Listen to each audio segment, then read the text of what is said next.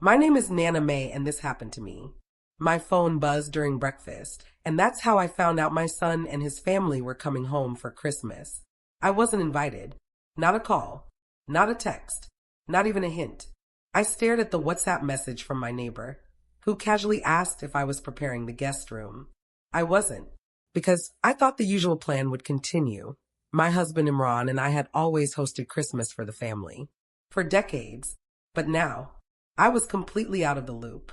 I opened the family WhatsApp group, trembling. It was exploding with messages. Aisha, Mom, do you know about the new plan? Imran, everything's set. Mom doesn't need to know. Rashid, Shireen will be back Friday. Perfect timing. I read it again. And again. Nothing. My name. Nothing about me. I sank into the chair, heart racing. After everything I sacrificed, this is how they thank me? Then a voice note played automatically. It was Aisha. Don't worry. Mom won't suspect a thing. I've got it all under control. I hit pause. I wanted to cry. I wanted to scream.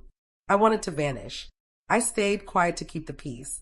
I had always believed that respect and silence were the backbone of family harmony. Apparently, my silence had been mistaken for irrelevance. I sent a single message in the group. Shireen, what's going on? No reply.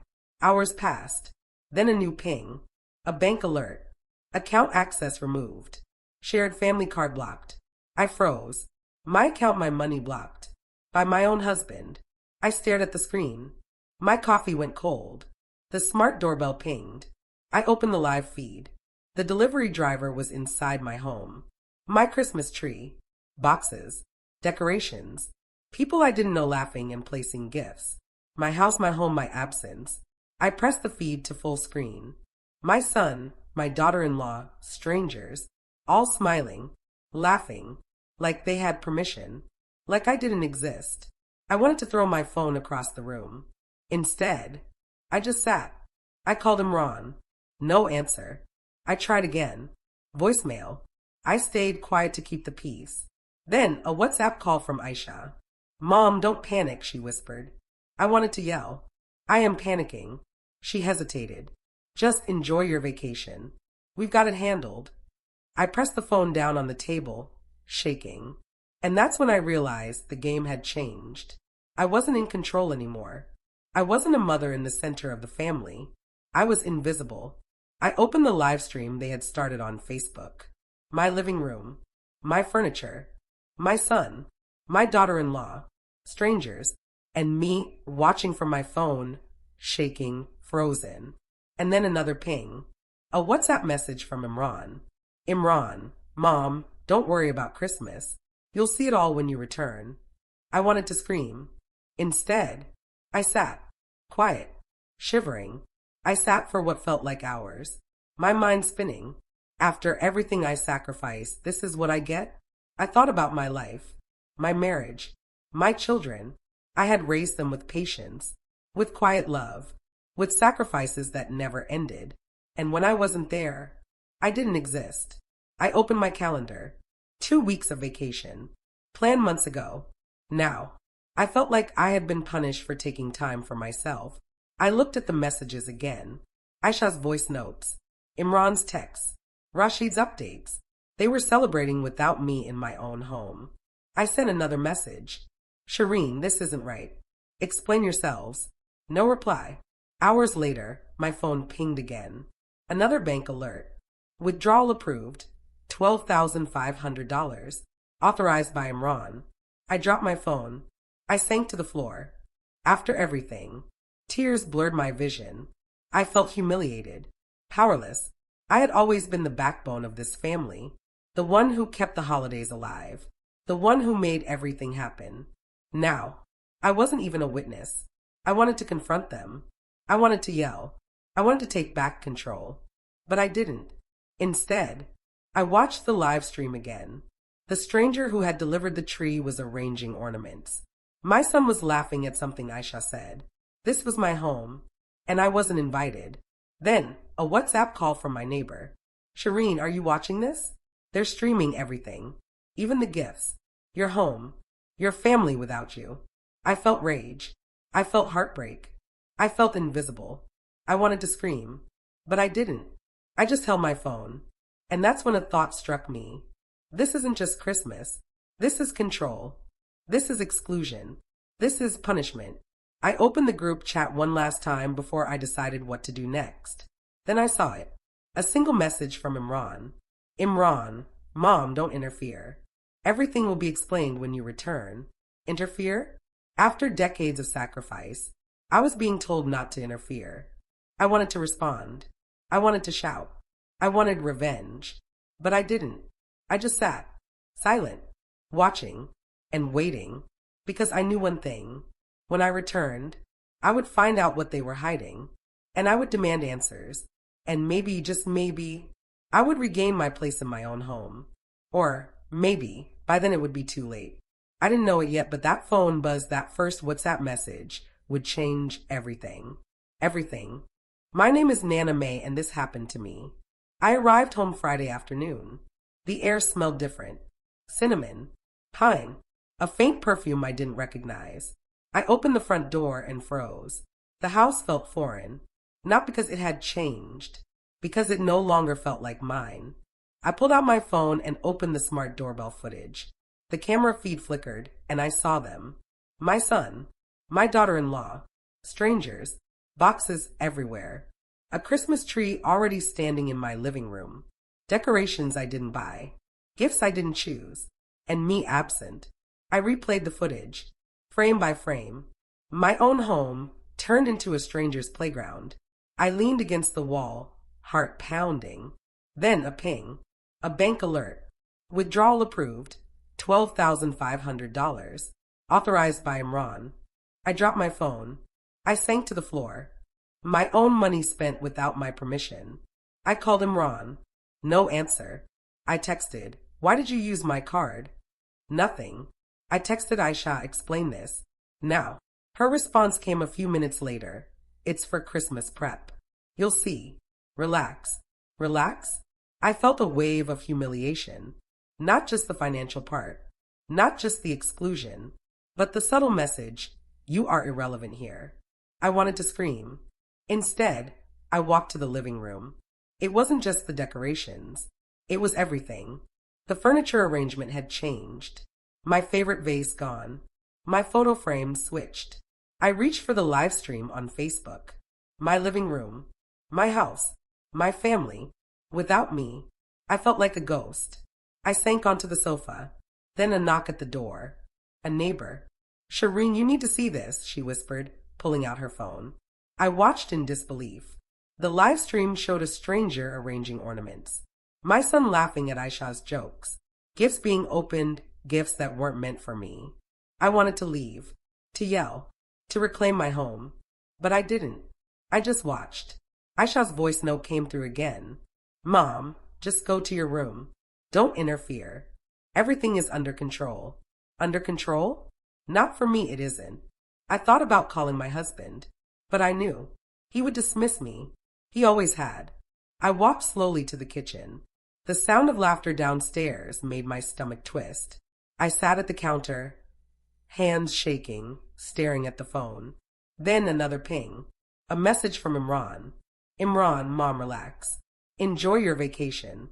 Everything will be fine. Relax?" I wanted to scream. I wanted to demand respect. I wanted to disappear. I didn't. I just sat, watching, and thinking. After everything I sacrificed, this is what I get? I checked the smart doorbell feed again. The strangers were gone now. But my son and daughter-in-law remained. They were taking pictures, smiling into the camera. In my home, pretending it's theirs. Then I noticed something. The doorbell footage had been edited. Short clips. Moments missing. Someone didn't want me to see everything. What were they hiding? I felt a cold knot in my stomach. I wanted to confront them. I wanted answers. But the truth, I wasn't ready for. I walked to my bedroom and sat on the edge of the bed. My phone buzzed again. A lawyer. "Shireen, your husband has updated the will," the voice said calmly. I felt my legs go weak. "You're no longer listed as primary beneficiary," he added. I dropped the phone. The room felt smaller. I felt betrayed and humiliated. I had always believed my home, my family, my sacrifices mattered. Now, I wasn't even considered. Tears burned my eyes. I wanted to scream. I wanted to run. But I didn't. I just sat, silent. And then a knock. My son. Mom. I didn't know how to tell you. Tell me what? I demanded, voice trembling. He hesitated. It's complicated. Complicated? I felt a mixture of anger and fear. What is so complicated that I had to find out through WhatsApp and live streams? I asked softly. He looked away. I can't explain it yet. Can't? Or won't? I swallowed hard. You knew. I whispered. He didn't answer. I wanted to scream. I wanted answers. I wanted my home back. But for now, I had nothing. Nothing but questions. And the growing suspicion that everything I thought I knew about my family was a lie. I wanted to check the live stream one last time before bed. Then, I saw it.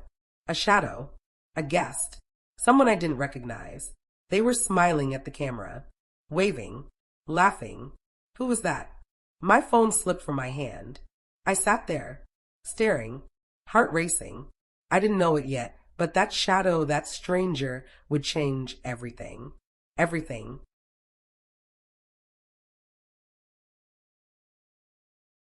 My name is Nana May, and this happened to me. The morning after returning home, my phone pinged with an email I didn't recognize. Subject, results ready. Confirmed relationships updated. I froze. I hadn't ordered any DNA test. I opened the email anyway, and my heart stopped. The results said my son, my Imran, wasn't entirely who I thought he was. I read it again. Slowly. Carefully. I didn't want to believe it. Not my son. Not my own son. I felt my stomach twist into knots. My hand shook. I pressed the phone to my chest. This has to be a mistake. But the sender was verified. The DNA company. The results. Accurate. I wanted to call him Ron. I wanted to scream. I wanted answers. I dialed his number. No answer. I called again. Voicemail. I stayed quiet to keep the peace.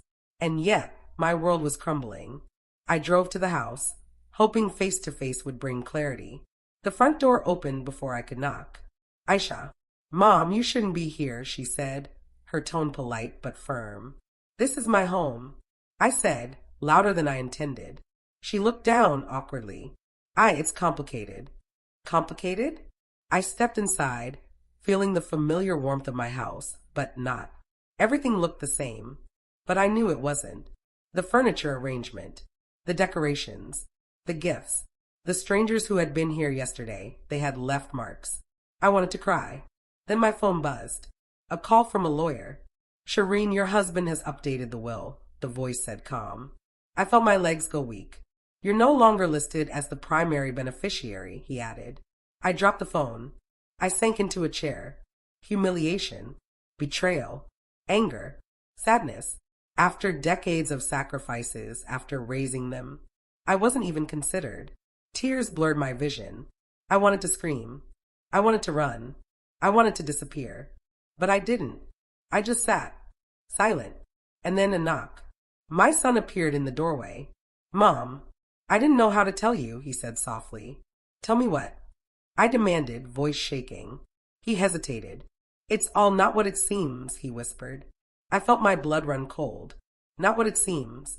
I wanted to ask more, but the words stuck in my throat. You knew, I whispered. He looked down. It just happened, he muttered. Just happened? I swallowed hard. I don't understand, I said, my voice barely audible. He didn't answer. Then, Aisha stepped forward. Mom, it's for your own good. Please. I wanted to slap her. Instead, I just stared. After everything I sacrificed, this is my reward? I thought about my life, my husband, my children, my home, everything I had built, everything I had given, all of it questioned. Then another notification. The smart doorbell pinged. I opened it. My son, smiling, waving at the camera. Behind him, a stranger I hadn't seen before. Who was that? I felt my stomach drop. My son's hesitation. Aisha's strange tone. The lawyer's call. Everything connected. I wanted to confront him. But I didn't. I just sat. quiet, thinking, how deep does this go? How many secrets have I been kept from? Then, a text from Imran. Imran, Mom, wait. Don't act yet. We need to explain. Explain what? I wanted answers. I wanted the truth. I wanted my family back. But now, I didn't know who my family was. I felt a quiet sadness, and then rage. After everything I gave, I'm pushed aside, questioned, ignored. I pressed the phone against my chest, and then another email appeared. From the DNA company. Additional results pending verification. Additional results? I felt my heart race. Something bigger, something terrifying was coming. I wanted to scream. I wanted to run. I wanted answers. But for now, I had nothing. Nothing but questions. And the terrifying realization. Everything I thought I knew about my son, my husband, my family could be a lie. I didn't know it yet, but this was just the beginning. The real storm was about to hit. My name is Nana May, and this happened to me. The next morning, I woke with a heavy sense of dread. I could still see him, my son, smiling in my living room on the live stream. And that stranger, the one I hadn't recognized. Who were they? I opened the live stream on my phone. The feed had gone live again overnight. My house, my furniture, my live broadcast for anyone to see. I pressed play and froze. The stranger was holding a small box, a digital tablet inside, photos, videos, messages, all of them related to my family. My hand shook. I watched as the stranger opened it. It wasn't just gifts. It was evidence. Photos of Imran meeting someone in secret, bank receipts, digital contracts, emails, and then my breath caught. A message popped up on the tablet. Do not interfere, or everything you know will be gone. I felt a chill run down my spine. I had never felt so powerless and so furious. I called Imran. Explain this, I demanded. He didn't answer. I tried Aisha. Mom, please, she whispered. Please what? I shouted. She paused. It's for your own safety. Safety or control? I wanted to scream. Instead, I opened the doorbell footage from last night. Frame by frame, I saw my son signing papers, digital contracts, a bank transaction, my name on documents I had never authorized. What had they done? I felt humiliation, betrayal, rage. After everything I sacrificed, this is what I get. I sat on the edge of the bed, shaking. Then a soft knock. It was my neighbor, Shireen. The live stream is being shared on a private group. Hundreds of people have seen it. Some of them are friends. Some are strangers, she said. My stomach dropped. Public humiliation in my own home. I felt my phone buzz. Another bank alert. Withdrawal approved. $8,900. Authorized by Imran. I sank to the floor. My own money gone. My privacy gone. My family gone. I didn't know what to do. I called the lawyer again. Shireen, we need to discuss the will. And your rights. Urgently. I felt a mix of hope and dread. Hope that I could reclaim something. Dread that the truth would be worse than I imagined. I looked at my son's texts. Mom, don't interfere. You'll understand soon. I wanted to understand. I wanted to scream. I wanted to know why my family, my home, had been turned against me. I remembered the shadow in the live stream. Who were they?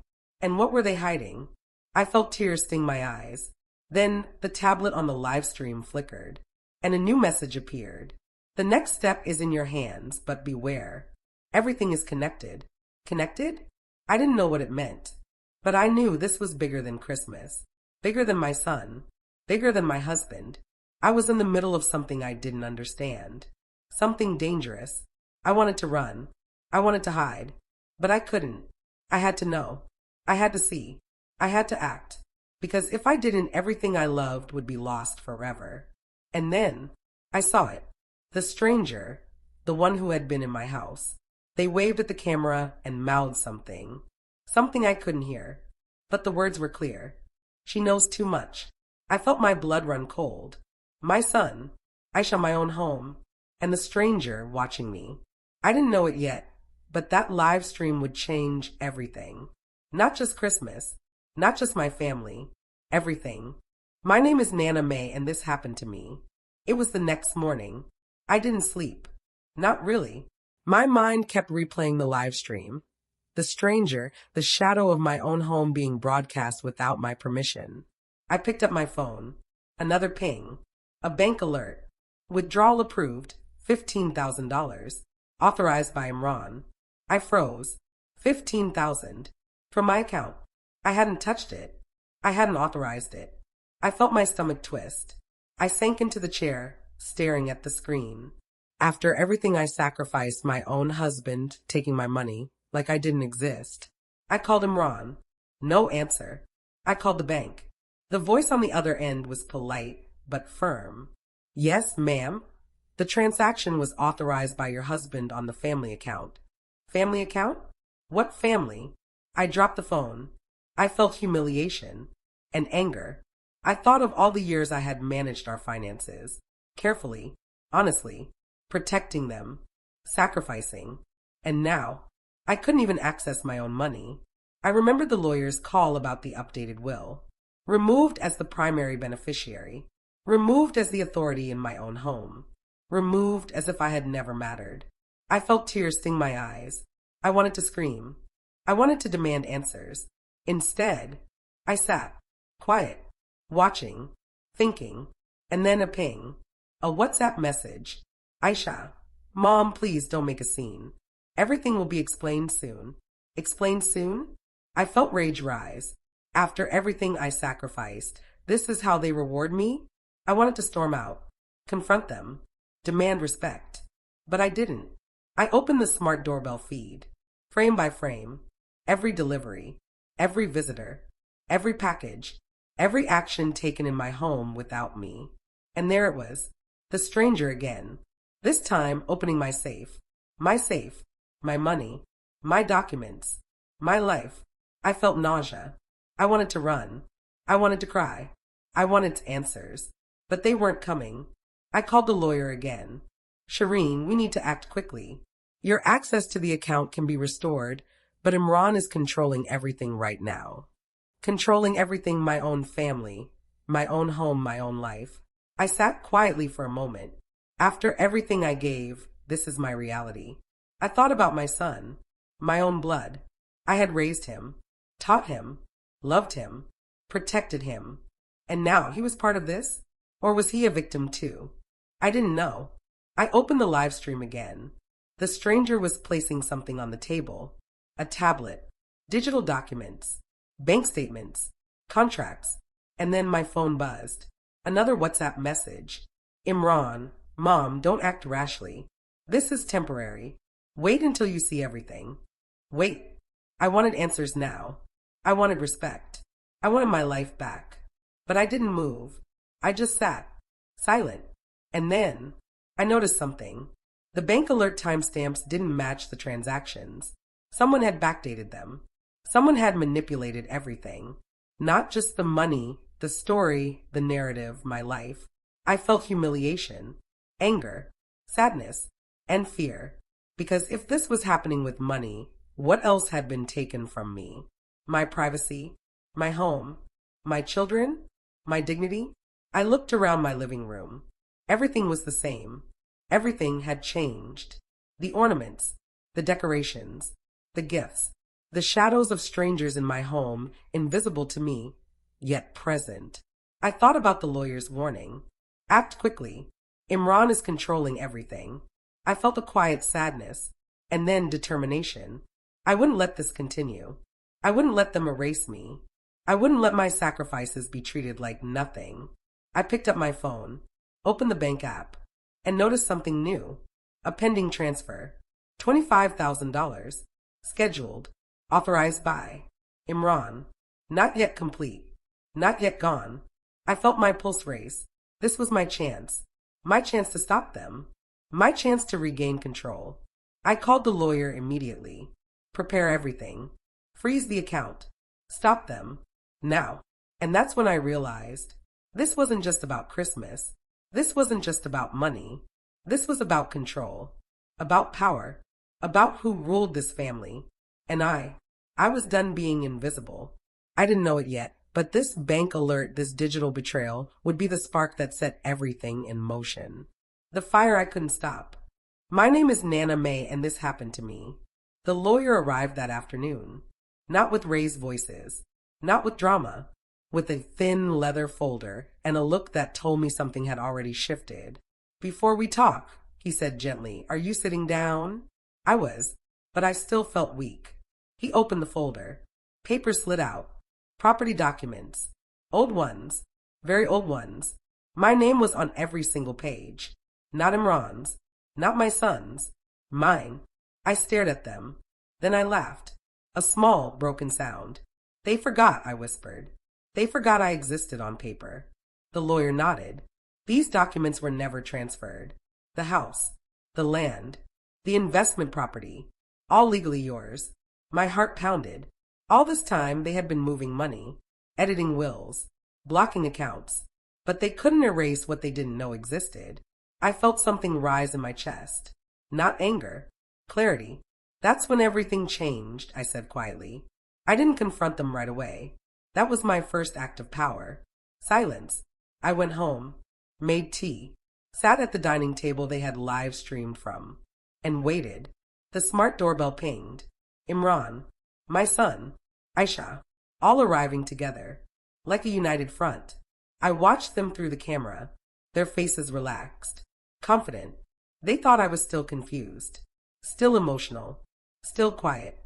I opened the door. Aisha spoke first. Mom, we need to talk. I stepped aside. No arguments, no tears, just space.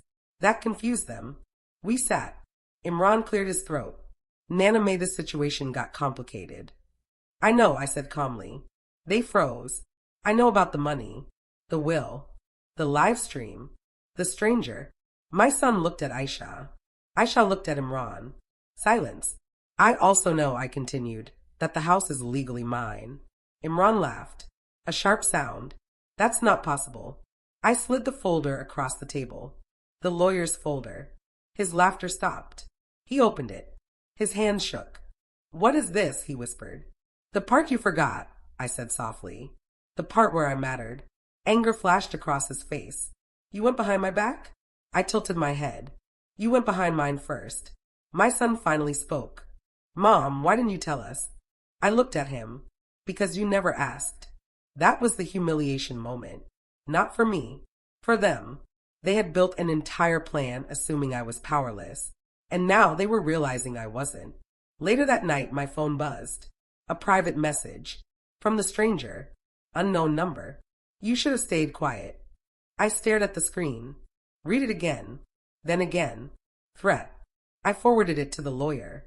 Then I replied. You're in my house. Silence. For 10 minutes. Then another message. This isn't over. I placed the phone face down. For the first time in weeks. I slept. The next morning, the bank called me. Mrs. Nana, may your account access has been restored. All pending transfers are frozen. I closed my eyes. Relief. But not victory. Not yet. Because I knew money wasn't the real secret. The DNA test still haunted me. The stranger still lingered. And my son still hadn't told me the truth. At breakfast, he finally sat across from me. Mom, there's something you don't know. I waited. I'm listening. He swallowed. That DNA test, it wasn't an accident. My chest tightened. What do you mean? He looked away. It was ordered because someone forced us to. My hands went cold. Who? He hesitated, then whispered a name. And everything inside me went still. Because that name was someone I trusted. Someone I never suspected. Someone who had been smiling at me for years. I didn't scream.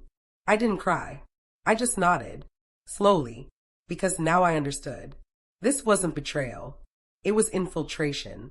And it had started long before Christmas. That night, the lawyer called again. There's something else, he said. A digital consent form from the hospital. Signed last year. For what? I asked. He paused. Declaring you mentally unfit in case of emergency. Silence. My hand shook. They tried to erase me, I whispered. Yes, he said. But they failed. I hung up, sat alone, and finally let myself feel it. The grief, the anger, the quiet sadness. After everything I sacrificed, they tried to remove me entirely. I wiped my face, stood up. and looked at my home, my house, my name, my ground. This ends now, I said aloud. But even as I said it, my phone buzzed again. A new message. Court notification. Emergency hearing scheduled. Filed by my husband. Against me. I stared at the screen, heart pounding, because now the war wasn't emotional. It was legal and public. And I knew one thing for certain. If I lost this, I wouldn't just lose Christmas. I would lose my identity. My name is Nana May, and this happened to me. The courtroom was colder than I expected. Not physically, emotionally. The kind of cold that seeps into your bones when people you once trusted won't meet your eyes. Imran sat 2 rows ahead of me. My husband, the man who once held my hand through labor, through illness, through loss. Now his shoulders were stiff, his back straight, his lawyer whispering constantly in his ear. My son sat beside him, not beside me. That hurt more than anything. The judge entered. Everyone stood. I stayed very still. The accusation was simple. Mental instability. They said I was confused, emotionally volatile, manipulated by stress. They said I imagined the live stream, misunderstood the finances, misremembered the documents. They said I was a danger to myself, to my property, to my family. When the judge looked at me, he didn't see a villain. He saw a tired woman, and that scared them. My lawyer stood, calm, prepared. Your Honor, he said, we would like to submit Exhibit A. The live stream footage, muted, time-stamped, undeniable. My living room, my son's face, the stranger.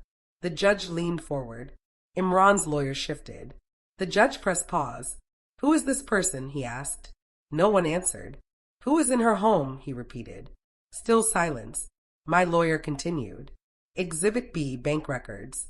Unauthorized transfers, frozen by the bank upon review. Murmurs filled the room. Imran's jaw tightened. Then came Exhibit C, the hospital consent form. Signed, time-stamped, pre-authorizing emergency psychiatric evaluation. The judge's face changed. This document, he said slowly, was never activated. Why? Imran's lawyer spoke quickly. Precaution, Your Honor. The judge turned to me. Mrs. Shireen, were you aware of this? No, I said. My voice didn't shake. He nodded once and wrote something down. Then something unexpected happened. The judge asked my son to stand. My heart cracked. Did you believe your mother was unwell? The judge asked. He hesitated. I didn't look at him. I didn't want him to see my face. Yes, he said quietly. The room felt smaller. Why? The judge pressed. He swallowed. Because someone told us she would forget things, that she would resist, that we had to act first. The judge paused. Who told you that? Silence. Then, a name. The same name he had whispered to me at breakfast. The same person I trusted. The same person who had been smiling for years. The courtroom gasped. The judge raised his eyebrows. That person is not a party to this case, he said. Not yet, my lawyer replied. Pressure shifted. The air changed. Imran looked panicked. His lawyer leaned in urgently. And then, the stranger entered. Late. Uninvited.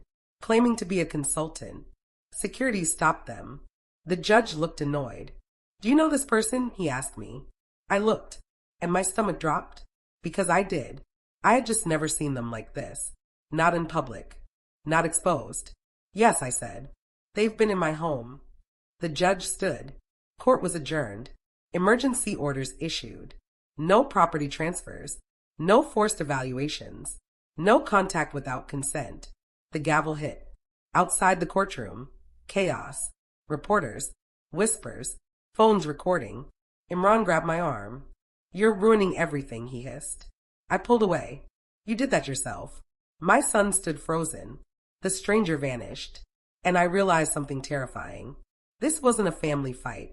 It was a coordinated attempt. And it was unraveling. That night I got an email. Subject line. You were never meant to win. Attached a video. Old. Grainy. A hospital room. A woman screaming. My name. I didn't recognize the woman. But the date was before my marriage. Before my son. Before everything. And the voice in the background. was my husband's. I dropped the phone, hands shaking, because now I understood. They weren't trying to take my house. They were trying to erase my past. And I didn't even know why. My name is Nana May and this happened to me. The video wouldn't play again. I pressed it once, twice. My phone froze, like it didn't want to remember either. I sat on the edge of the bed, still in my court clothes, handbag on the floor, shoes untouched. The house was silent in that way that feels loud. Even the refrigerator sounded judgmental. I kept hearing the scream. Not the woman's. Mine. Because somewhere deep inside my body, something had recognized it. I didn't sleep. I stared at the ceiling until dawn crept in through the curtains, thin and pale, like it was afraid of what it would see. At 6:17 a.m., my phone buzzed. A WhatsApp voice note from an unknown number, 16 seconds long. I didn't open it right away. I made tea, forgot the sugar, forgot to drink it. Then I pressed play. Nana May, a woman's voice said softly, breathless, like she'd been crying for years. I told you one day they'd come back. I'm sorry it took this long. The message ended. I felt my chest tighten, because I knew that voice. Her name was Nyla. She was the only person from my past who still used my full name, slow and careful, like it was fragile. We were roommates once, before marriage, before respectability, before silence became my survival strategy. Back when I was 22 and believed love was something you earn by enduring. She called again. This time a video call. Her face filled the screen, older now, lined in familiar places. The same eyes, the same sadness sitting just behind them. They showed you, didn't they? She asked. I nodded. That wasn't the first time, she said. It was the last. My throat closed. I don't remember, I whispered. I know, she replied gently. That was the point. She told me everything. Slowly, carefully, like you tell a child the truth when you know it will break them. I had been hospitalized. Not for insanity.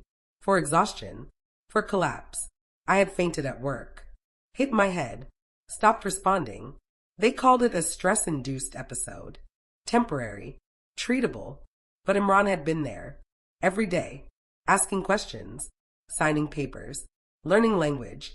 What if she forgets? What if she becomes unstable? What if she can't consent later? The doctors never said those things. He did. They didn't erase your memory, Nyla said. They let him reframe it. My hands went cold. He asked them not to explain too much. Said you'd panic. Said he'd handle it. I remembered waking up. Bright lights. Dry mouth. Imran's face hovering. You're safe, he'd said. Just tired. I believed him. I always did. After you were discharged, Nyla continued, you wanted to file a complaint. You said something felt wrong. I frowned. That doesn't sound like me. She smiled sadly. That's when the email came. Another one. This time from a law firm. Subject: Historical Medical Consent Review. Attached documents. Scanned. Signed. My signature. But shaky. Uneven. Consent forms. Power of attorney. Temporary guardianship. All dated within 3 days of my hospital stay. My vision blurred. That's fraud, I whispered. No, Nyla corrected. That's strategy. At noon, my son arrived. Unannounced. He stood in the doorway like he wasn't sure which side of the house he belonged to. Mom, he said. I didn't hug him. I didn't yell. I just waited. They told me you'd had episodes before, he continued. That this wasn't new. I nodded slowly. They told you I was broken, I said. He hesitated. They told me you were fragile. That word again. Useful. Dismissive. Final. I opened my laptop. Showed him the documents. The dates. The signatures. Showed him the video call logs. The consent forms. The lawyer email. He sank into the chair. They said Dad protected you, he whispered. I protected myself, I replied. I just didn't know I had to. Tears filled his eyes. And for the first time since this began, I saw something crack. Not me. Him. That evening, my lawyer called. His voice was sharp now. Focused. They're nervous, he said. They didn't expect you to remember. I still don't, I admitted. You don't have to, he replied. The paper remembers for you. He paused. There's something else. My stomach dropped. The stranger from court? They're not a consultant. What are they? A medical compliance auditor. Private. Paid. By Imran. My hands trembled. They were hired years ago, he continued, to review risk exposure. Risk of what? I asked. Risk of you. After the call, I sat alone in the living room. The same room where they'd planned Christmas without me. The same couch where I'd smiled through exclusion. The same walls that had heard me say, "It's fine. I don't mind." I minded. I always had. I just didn't know how much. At 11:42 p.m., my phone buzzed again. A message. From Imran. "We need to talk. There are things you don't understand." I stared at it. Then another message came in. From a different number. Unknown. Just 4 words. "Stop digging or else." Attached a photo. My house. Taken from outside. From today. I locked the doors. Closed the curtains. And finally allowed myself to say it out loud. They were never protecting me. They were preparing for me. My name is Nana May, and this happened to me. The knock came at 5:46 a.m. Not loud. Not urgent. Polite. That was the part that terrified me. I hadn't slept. I'd been sitting on the sofa with the lights off, phone in my hand, every sound amplified. When the knock came again, soft, measured, I knew whoever it was didn't want witnesses. I checked the smart doorbell feed on my phone. 2 men. Plain clothes. No smiles. One of them held a folder. The other kept glancing at the camera like he knew exactly where it was. My chest tightened. "Mrs. Shireen," one of them said through the door. "We're from the medical review board." Medical. Always that word. I didn't open the door. "I have a lawyer," I said. "So do we," the other replied calmly. "We just need a few minutes." A few minutes was all it had taken years ago. "No," I said. Silence. Then the folder man spoke again. "Your husband is concerned about you." There it was. I laughed. A short, broken sound that didn't feel like it came from me. "You should leave," I said. Now. They did. Too easily. That was worse. By 8 a.m., my son called. His voice sounded wrong. Too steady. "Mom," he said, "Dad's asking you to come in. Just talk. Clear things up. Is that your idea?" I asked. A pause. "I think it's best for everyone." I closed my eyes. For everyone except me. We met at the lawyer's office. Neutral ground. Glass walls. Too bright. Nowhere to hide. Imran was already there. So was his sister. I hadn't expected that. She smiled when she saw me. The same smile she wore every Christmas. Thin. Careful. Measured. "You look tired," she said. I didn't reply. Imran didn't waste time. "We're trying to protect you," he said. "This is getting out of hand." "Because I found the truth?" I asked. "No," he replied smoothly. "Because you're misinterpreting it. Gaslighting. Old. Familiar." I turned to my son. "You've seen the documents," I said softly. "You've seen the dates." He nodded, but he didn't look at me. His aunt leaned forward. "Nana May," she said gently, "do you remember how overwhelmed you used to get?" I stared at her. "You were always so emotional," she continued. "We all worried." I felt something harden in my chest. "I was human," I said. "And you used that." She sighed. "See," she said, turning to my son. "This is what we mean." The lawyer cleared his throat. "There's an offer on the table," he said. I laughed again. Of course there was. Imran slid a document toward me. A settlement. I would keep the house. I would receive a monthly allowance. I would step back. No public statements. No legal action. No contact with external parties. And in return, they would withdraw concern. I looked at my son. "This is what you want?" I asked. He swallowed. "I just want things to go back to normal." Normal. The word tasted bitter. I stood up. My hands were steady. "I gave you my youth," I said to Imran. "My body. My loyalty." I turned to my son. "I gave you my life." Then I looked at all of them. "You don't get my silence anymore." Imran's face changed. Not angry. Afraid. Outside the office, my son followed me. "Mom, please," he said. "They said if you don't agree." I stopped. "What?" I asked. He didn't answer. I waited. "They said they'd have no choice," he whispered. "About the evaluation." There it was. The threat. wrapped in concern, delivered by my child. That night I packed a bag. Just essentials, documents, photos, hard drive. I sent my lawyer everything. Then I drove to Nyla's. I didn't turn on the radio. I didn't cry. I felt clear. At midnight my phone buzzed. A notification from the smart doorbell at my house. Motion detected. I opened the feed. Imran, his sister, and my son, standing at my door, with a locksmith. I dropped the phone.